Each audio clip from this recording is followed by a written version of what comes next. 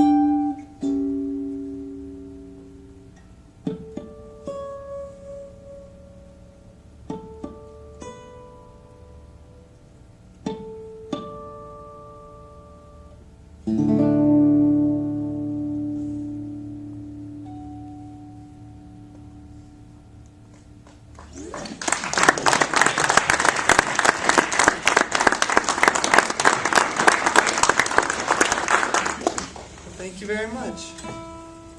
Get my guitar in tune. So yeah, my background as a guitar player, as I'm sure you can tell, is more or less in jazz guitar. I've been playing since I started when I was about 5 years old. I'm 23 now, and I've just always kind of been a guitar nerd. You know, basically interested in how it works, and playing solo is more or less a new venture for me. I mean, I spent a lot of time playing in groups and ensembles and a lot of improvised music and whatnot, and a fair amount in the bluegrass world too. But the idea of solo jazz guitar kind of bewilders me, so I'm trying to learn how that all comes together. But it's nice to be able to share it with you. Let us know when you get it together. Okay. I will totally call you when that happens. It's a different set of issues. But anyway, are there any things that come to mind that catch your attention? I mean, granted that you're all curious folks. How did you reach the point that you just, where you were able to do what you just did with that too? Well, that's a good question. That's a really good question. Well, do you all know that song, Alone Together? It's a standard. I mean, that's a tune I learned probably 15 years ago. It's one of the early ones that I kind of just really got into. And my approach to that, I suppose, is pretty whimsical when it comes to how to interpret a piece of music. What's essential in order to be whimsical is a really deep understanding of kind of basically the melody, the harmonic movement, and the bass line. And I used to study a bit with Tuck Andrus. Do you know Tuck Andrus? He has a great duo with Tuck and Patty. He's my brilliant guitarist. So if you don't know, check out Tuck Andrus. I owe him a lot. And he used to have this way of learning songs. I asked him once, I said, well, how do you learn a song where it sticks? I mean, I feel like I'll learn a tune, but I'll learn like one voicing for every chord, and that's it. You know, I know the first chord is this, and I know the second chord is this, and the third chord is that, and that's it. And it seemed like a bit of a crutch. So he gave me a really interesting piece of advice, which was to practice learning the bass and the melody first, and you play them simultaneously. We'll start there. Let me take a tune like, well, I could take that tune. Yeah, fair enough.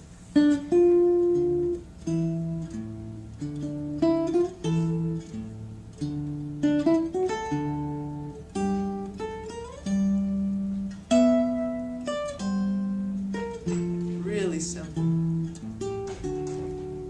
So that's kind of your structure, right? The bass on the melody. What's interesting about that from just a physical standpoint to me has always been how hard it is to kind of coordinate your hands around a guitar, because, if you're playing a melody note here on a G chord, easy enough, right? But if you have a note up here, you can do that, or you just have to see that the root also exists here, or here, or like that. Beautifully intimate. So, the whole concept of teaching me that, he said, was that if you have the outer structure, the bass and melody, which he considered two melodic figures, which is kind of true, right? Then you have the freedom to fill in the middle. And you can fill in the middle with the third and the seventh of chords. So if you have, kind of voice leading, things like that, where you just, honestly, I'm not thinking the third and seventh, I'm thinking whatever scale tones are closest that I can actually reach without killing my hand. Pragmatism goes a long way. As a guitar player, you can just settle for shit that your hands can do. But what's cool, so I learned all these songs like that. And so what I started practicing was not practicing a set arrangement of a solo piece, but 10 arrangements at once, and you improvise 10 different versions. So if I were to do that tune again, it might be...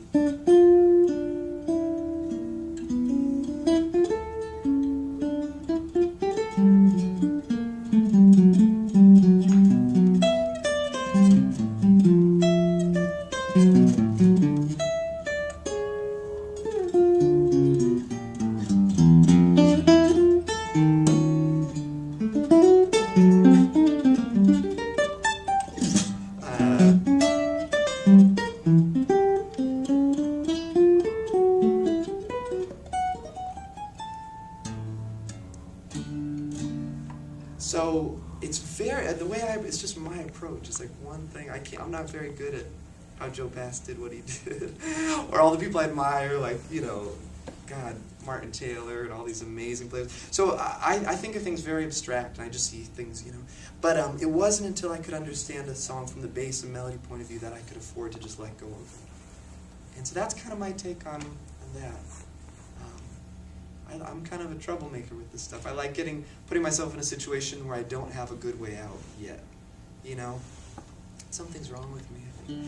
But it's fun to cultivate that, because I think we all share that, You can't wait until you have like a killing arrangement of a tune to play it. You'll never make any good music.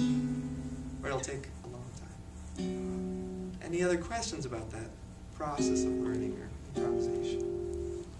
One thing I noticed, I saw Julian maybe when you were 19 or 11 yeah. with your group. Yeah, right. And what I want to what struck me there, besides everything else that you did, was that you're doing your solo, your lead solo with guys coming, but your solo had this approach also. You did like a melodic thing, and then you did some bass stuff to complement that. And I went home, I said, "No, this is really cool."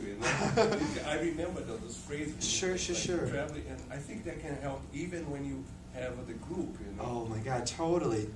Remember, that's a great point. That kind of. Yeah. I remember that struck me very, very strong. I said to my wife, I said, "I have to try that." Yeah. Well, I'll tell you. My biggest pet peeve, in all honesty, is this kind of generation of guitarists, and I'm very much a part of this generation where, guitar players want to be like horn players, and I think that's great because there's so much you can learn from lyricism and tone production and fluidity and phrasing that goes with your breathing. Like, we all get it. That's awesome.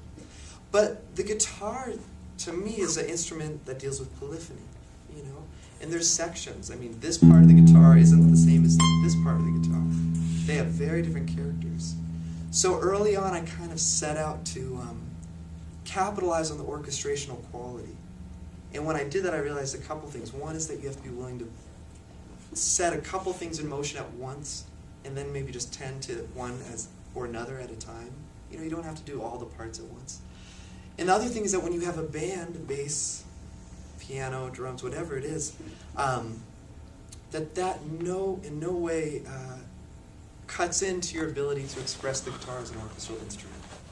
Because I want the bass player to sound like an orchestra, I want the drummer to sound like an orchestra. So that's very important for me, not to just limit yourself to I should play up here because the bass is down here. I'll give you an example. I used to be a nut for a lot of orchestral music. I still am. But specifically Debussy. I was really in this Debussy phase when I was 15. It was all I listened to, and I learned a lot of that stuff.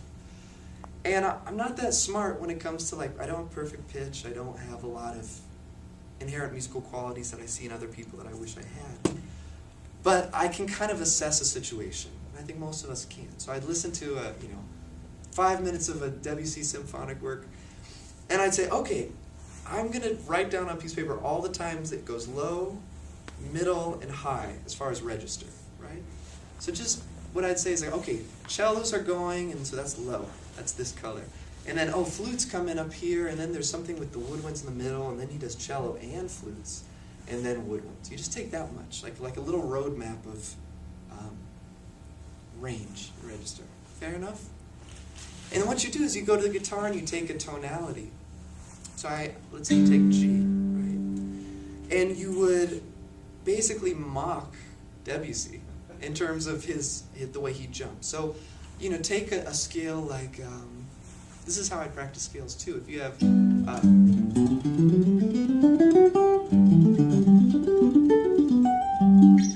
G major. Sorry about my tuning.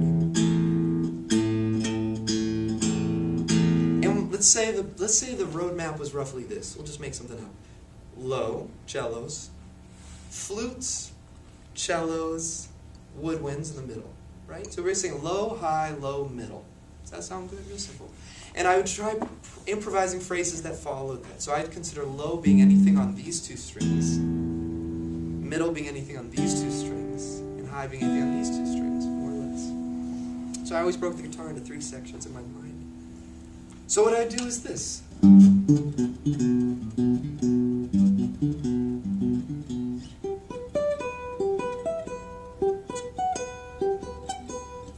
That'd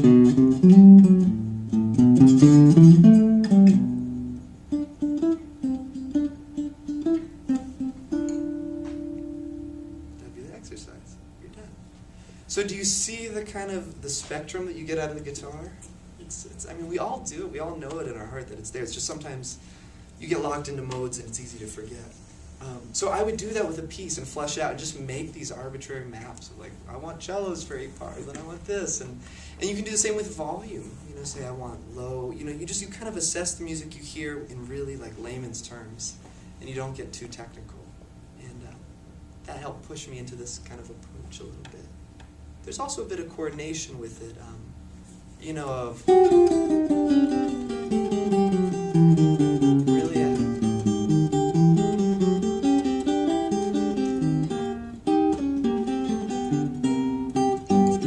I'm trying to think. I used to do exercise where you'd keep one finger. I learned that from Gene Bertsini, where you just kind of, yeah, get good at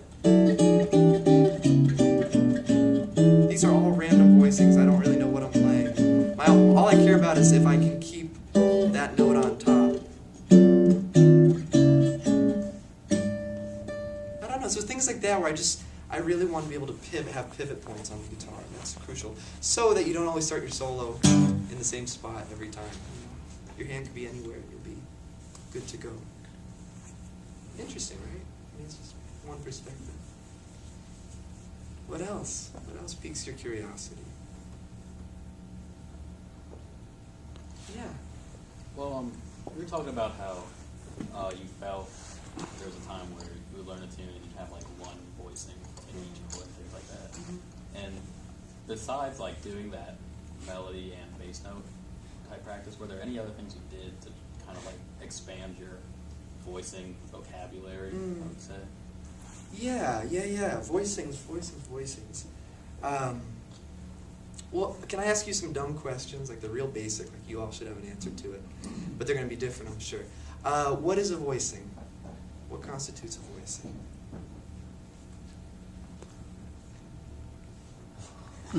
I love it. I love a guitar player who's like, I thought I knew. Well, yeah. The way a particular set of notes are played. The way in which they're played, basically? Okay. Okay, yeah, no, what else? It's another description. How do you set up the chord tones? So already I love it because there's two kind of different views, and that's they're both right. What? Yeah. Which chord tones you choose to include? Yeah. Okay. So yeah. Particular organization of notes from a chord. I love it. So some of the answers, like yours, imply that it's a structural thing. A voicing is something that encompasses a certain number of notes that are indicative of a harmony. Correct. And others, the way you semantic-wise said it was kind of like a voicing is what you choose to play from the scale. And I know it's just a subtle thing, but for me that's a big thing is being able to improvise what organization I want when I want to. It's very different than how I looked at chords when I was younger. Voicing, I got Ted Green's chord chemistry and I just worked on A, the first page. And you just learn all that stuff and it's great, but it kind of does you no good when you go to play. Or it can be a bit hard when you want to apply it. So I took this conundrum to Gary Burton, who I play with a lot, and he's a great educator, and I said, okay, what's the deal? You play all these voicings, you've got 4 mallets, like, lay it on me. What's your approach to voicings? I want to know what you know. And the person he cited for basically teaching him about comping is Jim Hall. He said Jim was the guy who showed him that voicings were not about fixed structures, but rather melodic, basically pathways that converge at one point in time, and then it's a chord. Does that make sense? It's like harmony is like a rested melody stacked on top of each other. So he had me do this exercise, which helped a lot with learning voicings, where you take a tonality, let's say A minor major, melodic minor kind of, whatever, however you want to play it. And you set a metronome, and what you do is you improvise voicings, basically, and you go between closed voicings. What's a closed voicing? On the same octave? It can be, but what's another definition of a closed voicing? Within the octave. Within an octave. The reason I say, The reason I say it can be is you can have a 6 and that's within an octave and it implies kind of a spread sound. I don't know if I even have the right answer, but I think of closed as being anything that's less than a fourth. You know, like that's more or less closed. 1, 3, minor third, fifth of an A minor chord. If you want to make it open, you take the middle note, right? And you put it up an octave. So it's 1, 5, 3. I know it makes sense to your ears at the very least, right? The difference. So what you do is you alternate. Let's say you start this exercise with closed voicing, and then I'll just go through it for you. I'll try to show you. Now, the key to it is you don't have to worry about hitting chord tones. You can basically play on an A minor. You just imagine there's a bass player, really friendly dude who just wants to play roots for you all day long. And he's over there, and you just kind of imagine that. So if you play A minor, you know, there's nothing that says that that's not an A minor chord to me. Because that's, you know, the 4, the 6, and the 9. Most people say, well, you're getting into extension territory, whatever. I think it's indicative of a color that you're going to want to access when you're comping. So why not, you know? So what you do is this. It'd be like 1, 2, 3, 4.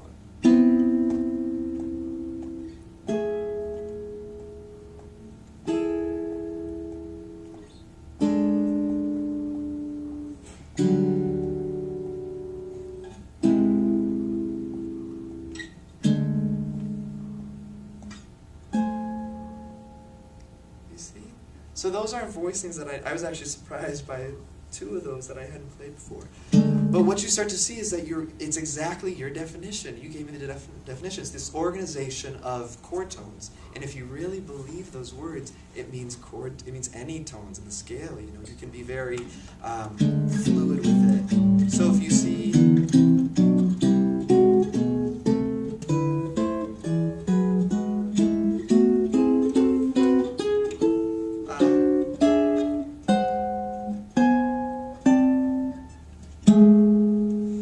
into these just cool colors that are, I would never be able to have the memory to know what those are as voicings, you know? They're just kind of moving melodic lines. Does that kind of make sense? So that'd be great, 10 minutes a day with a metronome, close, open. Do that for like a week, and you'll play like, and it'll feel so interesting to you. You know, like, or something really simple, you'll be like, wow, who thought of that, you know? You have to have, yeah.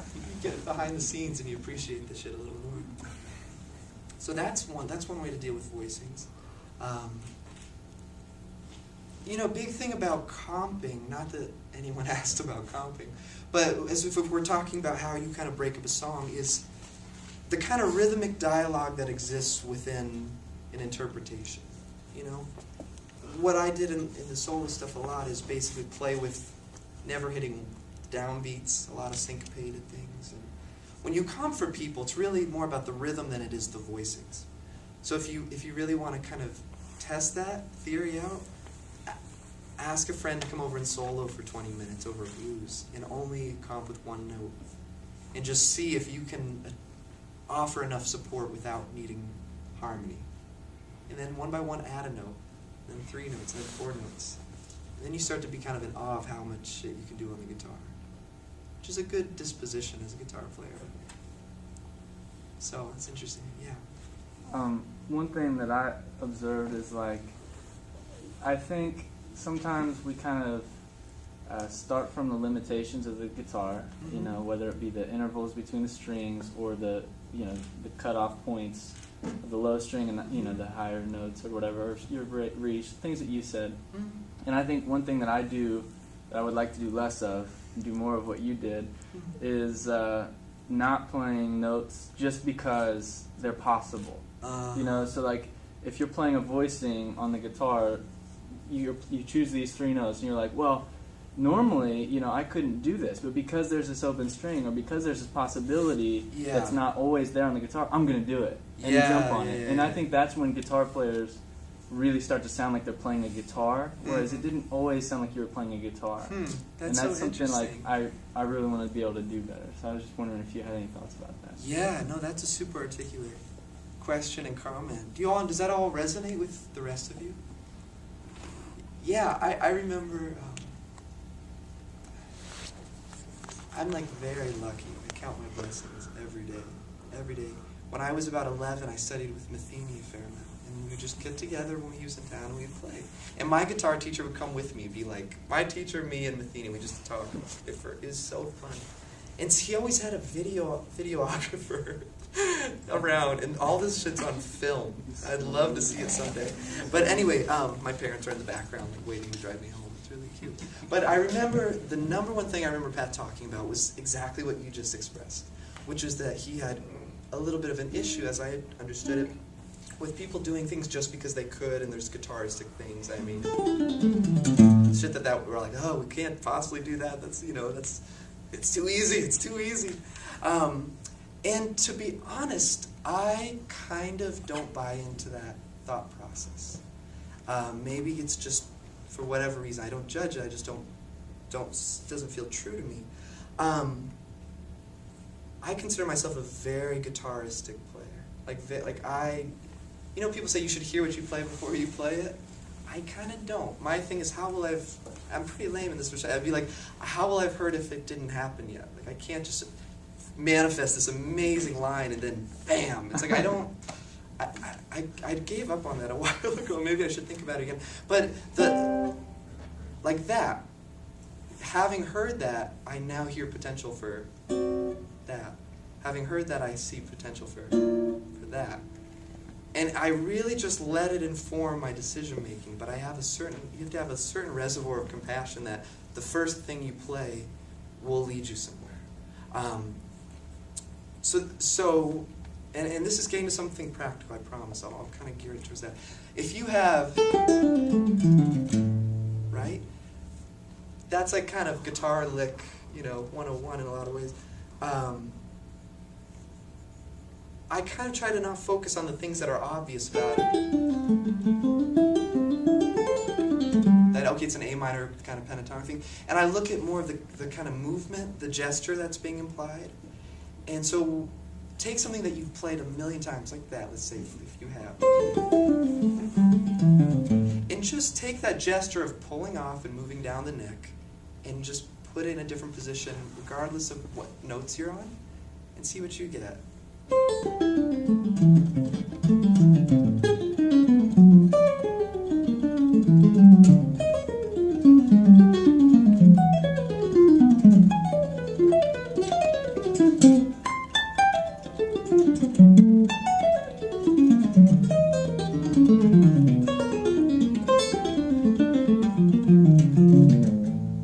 you see? Not that you want to play like that, but the point is that thing that seemed kind of useless to you became an into hearing sounds of the guitar you didn't expect. Once you've heard yourself sounding other than you're accustomed to, you have this amazing power to then say, well, now you know you're capable.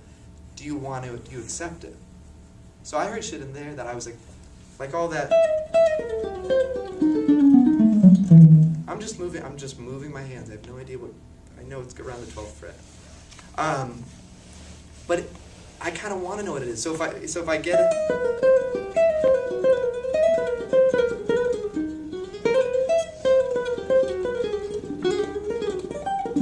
So I see like a G minor triad.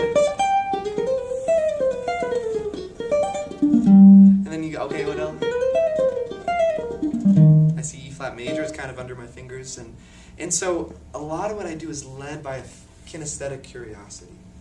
And I can't necessarily advocate that for everyone, but I think it's something that is okay. That's one aspect. The other biggest thing which I think inhibits guitar players from actually playing the shit out of their instrument, so to speak, is that, exactly like you said, you get to the high string and you're like, well, I guess we're done. I'm going to turn back around, go to the low E. And then when I hit that, I'm going to turn back around and go to the high E. And it's this funny little loop that we just do, It's a...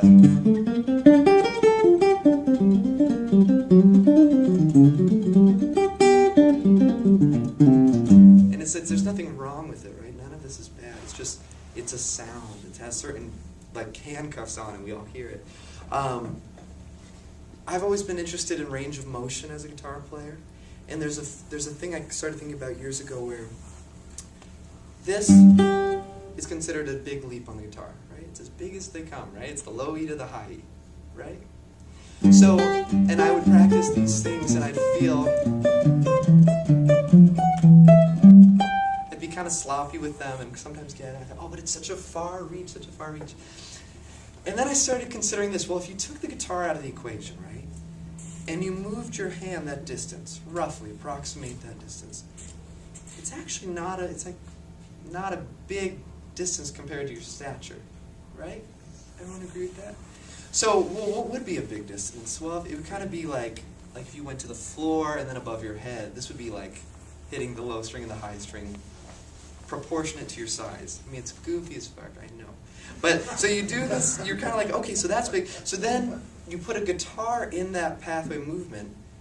I can't even hit the strings. It's like, it's in there. So what I would do is do these exercises of going from gross movement to small movement. And you basically find, a lot of it's spiralic, kind of like figure eights. It's never going to be like this. This isn't how the body wants to move. And then eventually, a lot of the practice I do doesn't sound very good because it's not supposed to. And all of a sudden I'd start seeing that this movement was a portion of a larger gesture. And then that felt really fine compared to my whole stature versus kind of compressing and pretending like that is my universe. A lot of us are whipped by the guitar.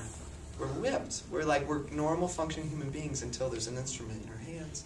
And then we just defy all logic and gravity, you know? We're like, oh, but this is such a big stretch to play a line from here, you know? Well, it's like, well, actually, that's kind of just like, it's this. So I used to just shed movement. Okay, you just get used to what it feels like. I mean, we're talking about shit that cellists know all about, you know? Violinists know all about. They don't have frets. They have to have a kinesthetic memory around their movements, right? So we're bringing that into it. It's kind of how I would work on a lot of stuff. I'd also take exercises where I take this, saying that note, and I would say, this is an F, this is an A, so what tonality does it seem like I'm in? Anybody? F and an A, what is A to F? F major, so it's F major. And I know that any note I play in F major will be okay for this line, and what I'll do is I'll basically start by just doing the outer notes, and then I'll add one pitch somewhere in the middle. Doesn't have to be the same one. And then maybe I'll add two. And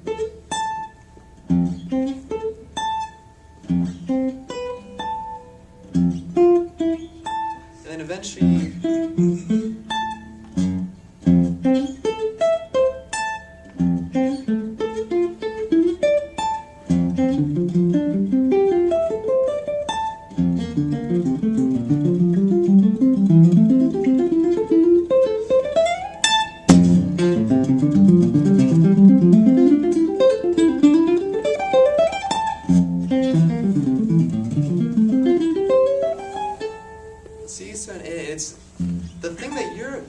as a listener, I would imagine, or I shouldn't even pretend to know what you hear, but what I hear as a listener is the same gesture. I can do 10 different versions, but more or less you're getting, that's what we're expressing. There's a million ways to do it, enjoy every one of them, you know, but don't, that really helped me practice scales too. When I stopped practicing them, like, do you ever practice this way and then you go play a gig and you sound like that? You all know that? So Gary Burton, you said this great thing of practicing scales in random orders. So you know, F major.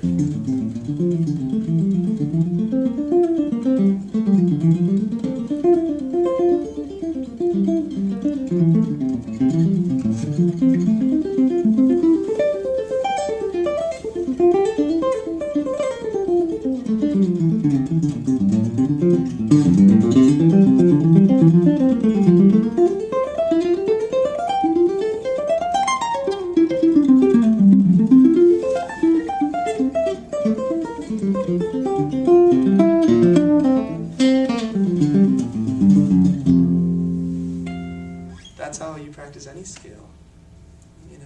Or you could. It's just one way. Just one way. It's cool, right? It's nice. It's nice to, I have always been fond of things that kind of break that barrier between, oh, I'm a practicing guitar player and then I got to go do a gig. There's nothing shittier than that feeling of somehow having to haul all your passion and all you worked for and cram it into a set's worth of music. I think ideally in your lifetime you blur the line so that what you work on is of interest for people to hear. You know, and you have to be kind of creative with how you do that. One perspective. One thing I noticed about the playing, even when you were playing an amplifier, Yeah. is attack changes volume, Mm-hmm. changes expression. It's as if you were breathing through a phrase. Mm-hmm. Mm-hmm. That's And that's, I mean, a lot of us are so focused on getting the note out into the air mm-hmm. that you kind of overlook nuance that can be Yeah. offered that way. Well, can I take what you said and just change it a little bit? Please. Nuance and dynamics. I mean, how many times have you heard yourself back in a recording and been like, God, I sound like every note's the same. Like there's no movement to you. Do you ever hear yourself? I heard myself on records early on. I still do it. I'm all, it sounds like I'm just like baka daka daka daka daka daka, and like it's just like some robo guitar shit. And what I think you start to get, the more you get in touch with melodic phrases and architecture and harmony, and the more you play music at all, you start to realize that dynamics aren't something you add, but they're rather occasioned by what you're playing. You know what I mean? It's like you play a melodic minor scale and your touch is that of a melodic minor scale. You know, you play an open E and you play like an open E chord. And so what we need is a very poised and responsive sense of technique that can really adjust to anything. Versus, this is what my right hand does and this is what my left hand does, and then you can plug in any notes. You know. Do you want me to tell you kind of how I simply look at both hands as far as they're concerned? The biggest thing that I've been encountering in my life as a guitar player is the fact that it's not about the hands. And I don't mean that in a ethereal way. I mean it's not. It's about your relationship to your feet on the ground and the way your body's organized. Your hands are, as much as they're good at doing stuff, they're exceptionally good at feeling stuff, right? You can feel heat, you can feel pressure, you can feel texture. So the hands are kind of these amazing receptors that you want to be as unencumbered as possible so that they can take a read of the situation down on the guitar. Does that make sense? So, given that preface, the way I look at picking is pretty simple. I used to think about picking like you just hit the string, you know, and it's kind of you versus the guitar, and there's nothing wrong with that. But you lose a large degree of dynamic range. So what I started to think about was this: kind of the best teacher for how to pick the guitar is the guitar that you're actually playing. And what that means is that each string has a certain amount of tension, right? The string is kind of doing what you do as a pick, you know, holder, whatever. It's taut, it's in place, and if you push it, something will happen, right? You kind of activate it. So I started doing these exercises where I would set my pick on the string with the thought that I'm about to pluck it. And what I noticed from a personal experience is that this starts to happen. I'm kind of, I just can't wait to pluck the shit out of the string. I mean, it's so funny that like even if you're well intended, you'll have this kind of thing. So what I'd do is I'd wait, just wait. It could take 30 seconds, it could take 10 minutes, it doesn't really matter. But you wait until you realize that there's nothing you have to push through. No one's fighting you. The G string isn't, it's there for you to play. So you set it there, and what you do is you kind of let all this muscular and energetic tension subside. So it starts to get easy. And what I noticed was the string starts to feel kind of like a diving board. You ever just stand on a diving board? I'm usually too wimpy to jump, so I know that feeling very well. You're like, I can do this, I can't do this, and then you walk off. But there's that place right at the edge where you feel a pushback. So I observed that, and I thought, well, what would happen if I kept letting this subside? And what I realized is that if you keep letting it subside and all your force, I had this image of the string cutting through the pick. It's kind of like a tug of war, like this is the pick, this is the string, you're pushing, pushing. Usually what we do is we just go, bam, like, fuck you, string, just hit it, you know? And what I realized is that I'd rather just meet it and then actually kind of move the pick out of the way so the string can come through. Does that make sense? And it's one thing I hope you all try on the guitar and see what it's like later. So you do that, you let it subside, and then when you want to play a string, you actually release. That's it. It's like it's nothing spectacular. It kind of falls out of the guitar. So I want to pluck. What does it mean to pluck? It means you actually release your responsibility of meeting the string. Oh, I can be easy. Oh shit, a note came out. So I started doing that, and it's great with upstrokes, because how many of you feel like upstrokes are this thing that you have to like pull up? Any of you consider that in your technical practice? It's hard to do upstrokes, or they don't swing. Instead, you're thinking, well, gravity's on your side, the string's going to drop through the pick, basically. It's very experiential, so you have to try to kind of know what I'm talking about. So you meet it, you meet it, you meet it, I give up. Totally give up. And when you get into playing this way, you start getting a picking sound that... Do you hear there's kind of a potential to be louder or quieter versus... That's where I'm kind of in control every time.